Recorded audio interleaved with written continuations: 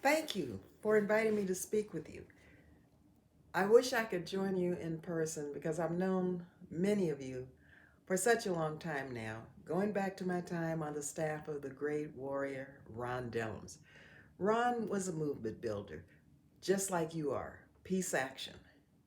And I'm glad to work side by side with you to carry on that tradition. Movement builders know how to listen and how to learn. They also know when to push and when to pull, and how to put together coalitions.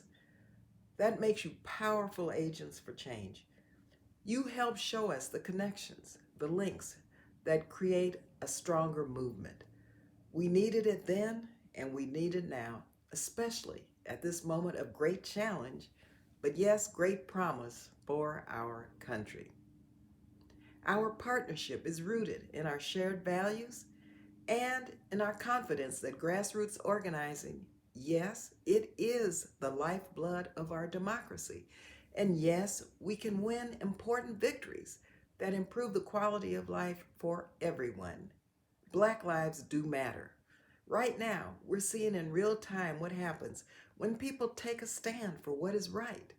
They are joined by more and more people who share a common thirst for justice. That is the greatest quality in all of our movements, social justice.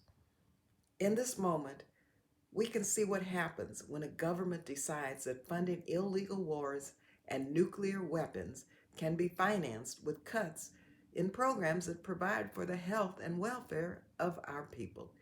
It is now clear to almost everyone, at least the vast majority of Americans today, that the grotesque levels of military spending have not made us safer. Those resources are needed elsewhere to build up our people and communities, and yes, to build bridges with the rest of the world. That is why I've introduced legislation calling for major cuts to Pentagon spending. We have identified a total of $350 billion, almost half of the Pentagon budget. We have identified these cuts that really go to beltway contractors and gold plated weapon systems that have nothing to do with supporting our troops and providing for their quality of life. It has nothing to do with maintaining a strong national security. So these cuts are really extremely important. Over the last few months, we have had a conversation and have seen the cost of decades of war and ever rising military budgets.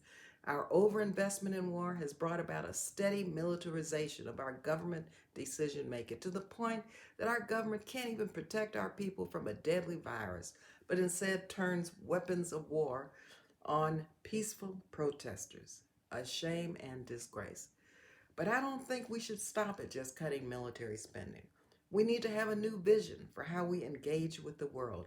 That's why I'm proud to be the sponsor of legislation H.R. 1111 to create a United States Department of Peacebuilding to study and promote how we can build a more peaceful world at home and abroad.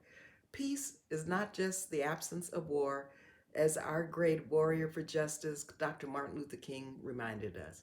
It is reimagining how we support each other and how we make sure that we create a society based on justice and peace. It's not enough just to oppose war. We must fight for peace and justice and a vision of the world we want to see emerge. It's time to make a decisive break with 2 decades of militarism. Now is our moment.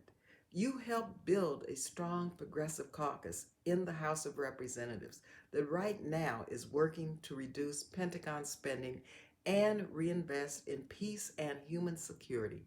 As you know, it will be a hard fight, but I will fight with you as we repurpose these resources to provide for our true security, our health and safety. Those in power are finding it harder and harder to work around this demand. We will just make it a little bit harder. We are just getting started.